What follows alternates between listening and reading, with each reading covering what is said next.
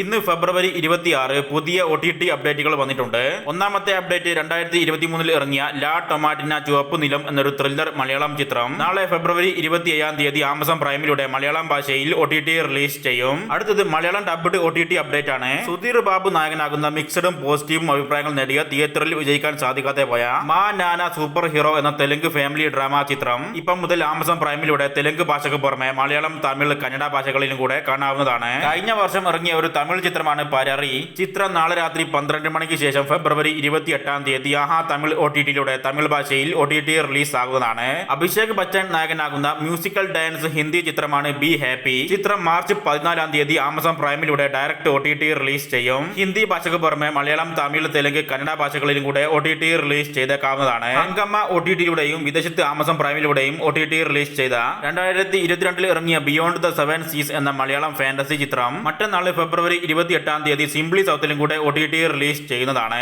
അക്ഷയ് കുമാർ അഭിനയിക്കുന്ന പോസിറ്റീവ് അഭിപ്രായം നേടിയ 100-150 കോടിയോളം കളക്ഷൻ നേടിയ സ്കൈഫോഴ്സ് എന്ന ബോളിവുഡ് ആക്ഷൻ ചിത്രം മാർച്ച് 21 നെറ്റ്ഫ്ലിക്സിലൂടെ OTT റിലീസ് ചെയ്തേക്കുമെന്നാണ് അൺഒഫീഷ്യൽ റിപ്പോർട്ട്. വിനീത് ശ്രീനിവാസന്റെ കഴിഞ്ഞ മാസം തിയേറ്ററിലേക്ക് എത്തിയ മികച്ച കോമഡി ചിത്രം എന്ന അഭിപ്രായം നേടിയ ബോക്സ് ഓഫീസിൽ അവറേജ് ഹിറ്റായ മലയാളം റൊമാന്റിക് കോമഡി എന്റർടൈൻമെന്റ് ചിത്രമായ ഒരു ജാതി ജാതകം ഇന്ന് മനോരമ മാക്സിന്റെ കമ്മിങ് സൂൺ ലിസ്റ്റിൽ വന്നിട്ടുണ്ട്. മാർച്ച് മാസത്തോടു കൂടി തന്നെ സിനിമയുടെ OTT റിലീസ് ഉണ്ടായേക്കും. മാർച്ച് ആദ്യ ആഴ്ചയിൽ തന്നെ സിനിമയുടെ OTT റിലീസ് ഉണ്ടാകുമെന്നാണ് പ്രതീക്ഷിക്കുന്നത്. കഴിഞ്ഞ ആഴ്ച റിലീസ് ചെയ്ത കുഞ്ചാക്കോ ബോബൻ നായകനാകുന്ന മികച്ച അഭിപ്രായം നേടി 22 കോടി കളക്ഷൻ കടന്ന് തിയേറ്ററിൽ വിജയിച്ച ഓഫീസർ ഓൺ ഡ്യൂട്ടി എന്ന ഇൻവെസ്റ്റിഗേഷൻ ക്രൈം ത്രില്ലർ മലയാളം ചിത്രം നെറ്റ്ഫ്ലിക്സിലൂടെ മാർച്ച് രണ്ടാം പകുതിയിൽ OTT റിലീസ് ചെയ്തേക്കും. മാർച്ച് 20 നിലവിൽ പുറത്തു വരുന്ന സിനിമയുടെ അൺഒഫീഷ്യൽ OTT റിലീസ് ഡേറ്റ്.